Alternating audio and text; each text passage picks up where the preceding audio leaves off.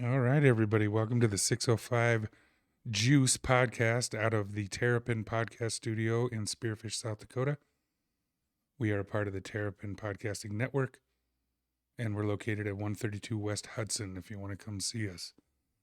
My partner today is Matt Kemp, and we are going to go over some games, give you guys some picks, and see if we can help you win some money this weekend. How you doing, Matt? Good, man. How are you? Happy Friday. Happy Friday is right. What have you been up to today? Trying not to work as much as I can, honestly. Sounds like a good plan Yeah, to me. it's been good. So I've been successful. Hence why I'm drinking a Blue Moon Light Stay. Yeah. Not sponsored, by the way. No. But they're good. They're really good. Maybe someday they'll sponsor us, huh? Yeah, that'd be nice. All right, man. What's the first game you want to talk about today? The first one I looked at, I picked some games this week that I thought were intriguing. Obviously big games for these teams and matchups that I think will be fun to watch. And the first one I picked, 7-4 Jets against the 9-2 Vikings. Vikings are favored by 3 in this game. This is kind of a tale of two cities with the Jets. I mean, the Jets 1 week It's in New York? it is in Minnesota. It's in Minnesota. Yep. Okay. Yep. So it's I don't know. I think the Jets played really good last week. They looked really like they knew exactly what they were doing heading towards the playoffs. But 2 weeks ago, you saw what they did against New England. So obviously they'll be starting Mike White again, who had over 300 yards last week and played really well. So That's not your relative, Mike White, is it? no, different one. Don't you have a Mike White that lives out there? Mike Vaughn's his name, but his dad's name's White. Yeah, that's right. Close Yeah, enough. yep. Close No, it's not him. He's not playing quarterback. No. Well, the Jets, I like their defense. That Salah's a defensive guy, and he's got them playing really well. And then White is as good as anybody else you can throw out there at this point for sure. Yeah. Better than Zach Wilson for sure. Or what he's done. Definitely better than Zach Wilson. Yeah, Zach Wilson's been. Oh, he's got some game in other areas. It sounds like. Yeah, he does. Yeah, he can bring the ladies in, the Cougars, if you will. Yeah, the BYU Cougars. Yeah, no, that's so this game. I just thought it'd be an intriguing game. Like I think this is going to be a defensive slugfest for a while. I just think the Vikings are going to be too good, especially at home. And I think you get Justin Jefferson going. Obviously, definitely top 3 receiver in the league, if not more than that. And Kirk Cousins, as long as he's not playing in prime time, is a pretty dang good quarterback. So I took the Vikings -3 in this game. I think I feel pretty good about it with them being at home. If you can get it at 2.5, it would be even better and maybe bump up a unit if you possibly can, if you can get that extra hook there with the 2.5. So we got the Vikings -3 in this one. Yep, -3. Yep. My graphic here says the Jets +3, but that's just because they're carrying the plus. Oh, sure. Yep. And I was going to take the Jets +3, just so you know. Just so you know. I know we weren't going to go back and That's forth okay. on picks. That's even better. Yep. I think that I probably have changed my mind like 3 times. So at one point I probably did say Jets +3. I just can't get over my Vikings. Hate. Not hate. That's bad. That's a horrible word. Yeah. I'm not a big Vikings fan. So sometimes it's true. Sometimes hate is true. Good point. Good point. Yeah, no, so that's good. We conflicted on our first one. So all right, we can come back next week and we can decide who's buying the beer for next week. Yeah, see who's winning. Next game up, we got Titans-Eagles. Titans-Eagles, what do you think of that? This is going to be a fun one, I think. I think both teams can run the heck out of the ball. Obviously, Derrick Henry, you know what he can do. The Eagles can run it with 3 or 4 different guys pretty effectively. I mean, especially running with their quarterback. And then, Miles Sanders, actually, who probably hasn't been heard of by a lot of people up until this year, has been really good. And I think that's because of Jalen Hurts and what he's been able to do and complete some passes to open up the running game. So yeah, I think Jalen Hurts is changing offense in the NFL a little bit. I think teams are going to see how the Eagles have been using him. They've been really good at adapting their offense to his skills, his skill set, and not trying to put a round peg in a square hole, so to speak. And, I think it's going to lead the way for other offenses in the league to go that direction with athletic quarterbacks. Yeah, and I think that what the Eagles kind of did is I'm guessing they probably looked at a lot of Lamar Jackson film, right? He's obviously not as quick as Lamar Jackson, but that's kind of similar to what they're doing. They want to run the heck out of the ball. And Hurts is good enough to make the throws when he needs to, and obviously they're 10-1, so he's doing some things right. So and they're going to go back and look at what he did well in college. He played for Saban and Lincoln Riley. Yep. Yeah. So they're going to go back, see the things he did well in college, adapt them to their stuff, and and it's working out for him really, really well. Yeah, yeah, and I think I just think this is going to be a slugfest. It's going to be one of those games where you think of it more of a January type game where it's going to be, I'm guessing Philadelphia is not going to be terribly warm. You're going to have to be able to run the ball, and two just very, very physical football teams that are going to get after it. So Well, Vrabel's team's going to be physical. yeah, they're going to The bring it. Titans will be physical. They're Yeah. going to get after it for Yep. sure. Yep, and and Eagles match that intensity. I think the Eagles have more talent, but you know how Vrabel is though. I mean, Vrabel is in every single game. Oh it yeah, seems they'll like. be in it at the end. They're And he gonna wins a pound lot in. of them. You got to stop Derrick Henry. If you can do that, you'll be in it. Yep. So who do you got in this one? I took the Eagles -4.5. All right. Yep. I think I just love home teams in the NFL, and I think especially late in the year like this where they're comfortable and teams are kind of sick of traveling, and I'm kind of depending on that home field advantage here. That's a good one. I think I would have went the same way with that. Philadelphia -4.5. All right, next game we got coming up is Bengals Chiefs. This will be a good one. Yeah, this will be a battle, won't it? Chiefs 9-2, Bengals 7-4. Bengals started slow. If you take away, I think the Bengals started 0-2, didn't they? Yeah, they were struggling at the Yeah. beginning. They didn't were look very Super good Bowl early. curse. Everybody was saying. Yep. They looked, but you put their last 8-9 weeks together and take away those first two, and they've been a pretty dang good football team, and Oh, yeah. obviously they are to get out of the AFC last year. So Oh yeah, Burrow is a coach on the field. I think he's going to work through. If you're having problems, it's going to be. I feel like he's going to work through those a little bit quicker than maybe other young quarterbacks. I mean, is his third year? third year. Yep. Third year now. Yep.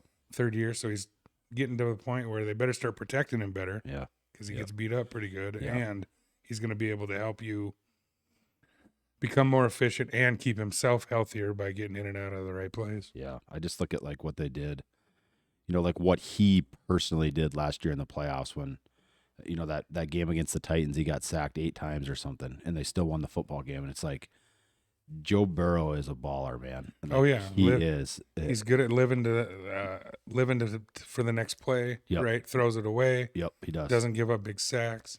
It's he definitely, for only being his third Intangibles. year, he gets it. Yeah, like he's got that like it factor for the Yeah, for the quarterback. For sure. Who do you got in this one? I was I've been back and forth on this thing a bunch, but I don't know. I just think the Bengals at home with the 2 points. +2. Yep. Yep, I like it. I don't know. It's so tough though because the Chiefs are just. You throw Patrick Mahomes and Kelsey on the same field anymore. Oh yeah. It's scary, but for some reason, I just had a feeling. I had a feeling Bengals +2 at home. The game means a little bit more to them, with them being 7-4 and the Chiefs being 9-2. So that's the kind of direction I went with it. Yeah, I would agree. I think it means more to them. They need it more than the Chiefs do. The Chiefs are very not beat up, but they've had a long season so far. They played some cold games, things like that. So they might not come out ready to rip roaring and get after it. Well, and they got a good lead in that division too, and I think the NFL is a league of desperation, right? I mean, it's like, Oh yeah. it's how you can motivate pros, right? These guys are making millions of dollars every year, but Oh sure. motivation by making the playoffs, and like you said, Chiefs are sitting at 9-2. I think the Chargers are behind them, but they're a few games behind them, and those other two teams are. Well, and it's not like in college where every game, if you lose a game, you're out of the hunt, right? Yep. Almost. Now they're going to go to 12, so that'll be nice. Yep. In the NFL, I don't know that it's now on one side of it, they're professionals, right? So they're going to get after it every day. That's their job. They pride themselves on that. Yeah. But they can also drop one and they're not out of the running. It's not like the end of the world.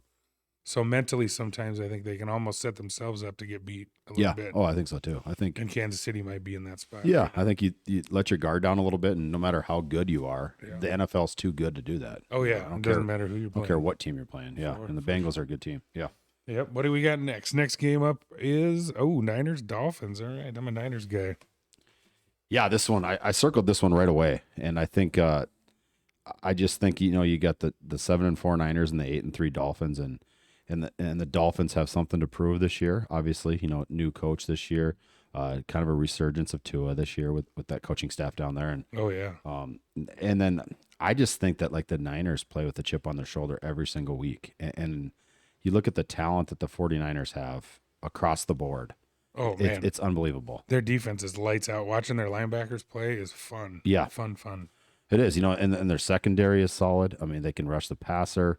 you look at the offensive side of the ball. You got Debo Take your Samuel, pick. Brandon Ayuk. I Yeah. mean, you got Kittle at tight end, and then you go and add Christian McCaffrey. Oh, big time. I mean, you add a guy like that midseason, and you're already good. And a guy like that makes your O line better, right?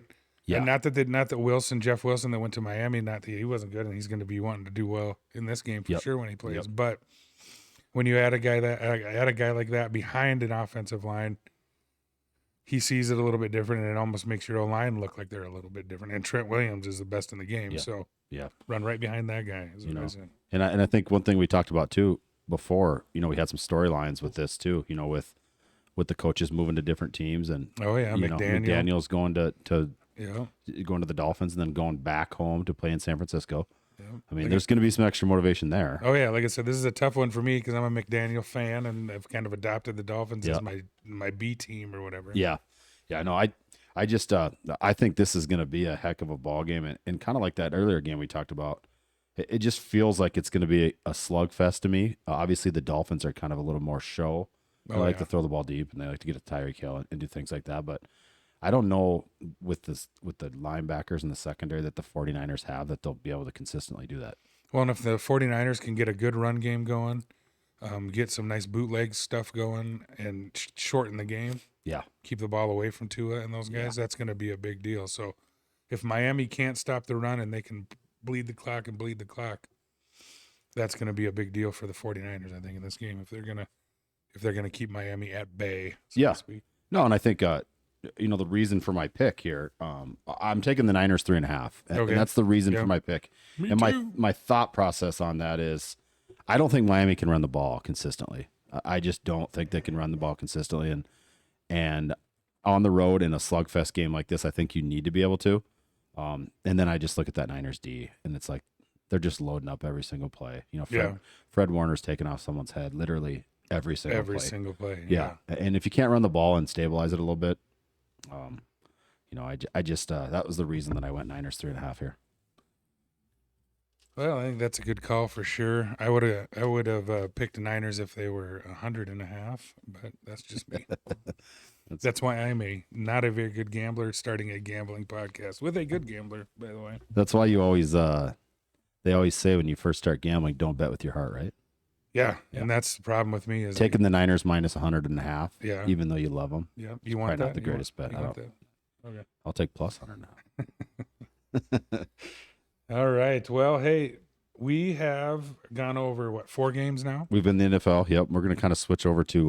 We're going to give you our lock of the week. We're going to try to give one of these every week when we do this. And our lock of the week this week is going to be Matt. Yeah, I love what we're going to call it the 605 lock. 605 lock. Yep. Lock it down. Horrible host. I love USC, and they play tonight. It's a Friday night game. Obviously, the Pac-12 championship. Utah beat them earlier this year. Yeah. It's their only loss of the year. USC moved up to number 4 in the playoffs.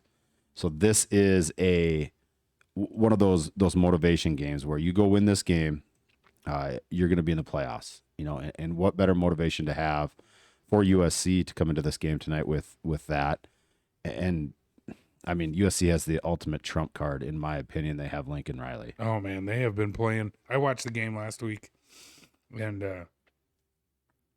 Williams is tough. Caleb Williams is Lincoln Riley the real coming deal. in there. He got all those guys going in the right direction. USC is full of talent anyway. Yep. Right. Yeah. And They had it before. They just couldn't put it all together. Yep. And then he comes in, gets everything kind of getting in the right direction, and now Caleb Williams is really Heisman. Probably. Yeah.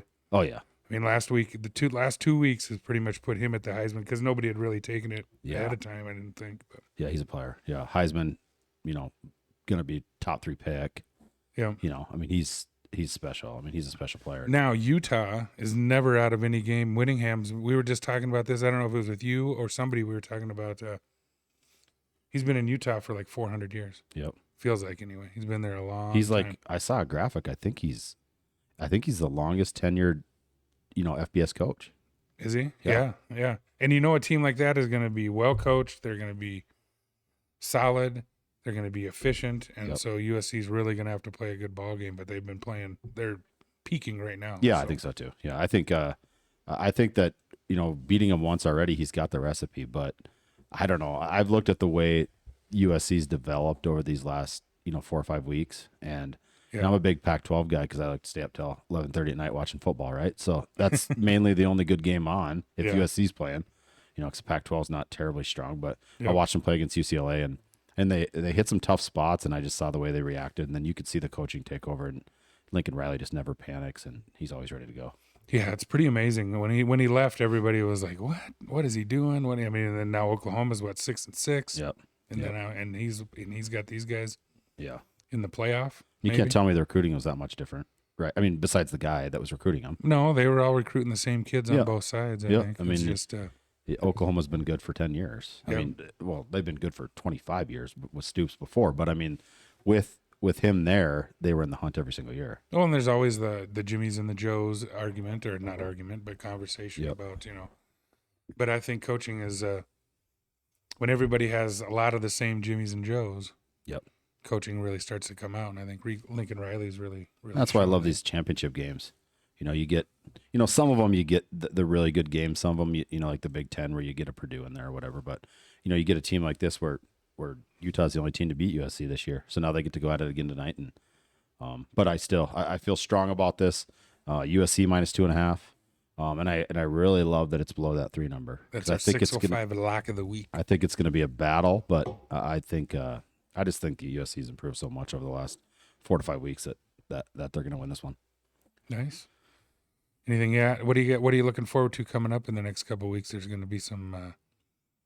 How are you doing? Do you bet bowl games a ton, or? Yeah, I just gonna bet them all. I'm one of those guys that bets them all. Music City Bowl down to the which is usually the last one. Anymore. Yeah, the Gecko Sports Gecko Bowl and all that stuff. Yeah, but it's but especially since it's over Christmas break and you're spending a lot of time at home and you can watch 10 a.m. games and it's fun. Yeah. I mean, there's nothing better than putting money on a couple of 6-6 teams out of the MAC, right? Yeah. Oh yeah, definitely. I'm looking forward to it. After high school football got over, I kind of was like, I don't need to watch a whole lot of football, but these next couple of weekends when the bowl games get rolling and the playoffs are going to be here sooner than later. Yep. And then, kind of after those bowl games and stuff, that's January about 15th. That's where I really shift to college basketball. And I love college basketball. And, I watch 3-4 games every single night of college basketball and love that. And that's kind of where our picks are going to start moving towards after we're going to be playoffs and stuff go through. So we'll be dropping these as often as we can and doing these as often as we can. And I think college basketball is going to be a lot of fun. It is. Yeah. We'll get some stuff and leading up to March Madness and following some of that stuff. I'll start to follow our wins and losses and make some money. Show people if we're winning or losing. We'll be honest with you. Yep. They can feel the pain. And you know how I bet. I'm not gonna do well. Yeah, that's all right. I'll be your advisor then. I'm just gonna charge you a fee. But if we look back at the picks I told you about last week, Indiana hammered UNC. Yeah. All right, that was one. Yeah. I took the Patriots, which lost. Yeah. Yep. But the under did hit.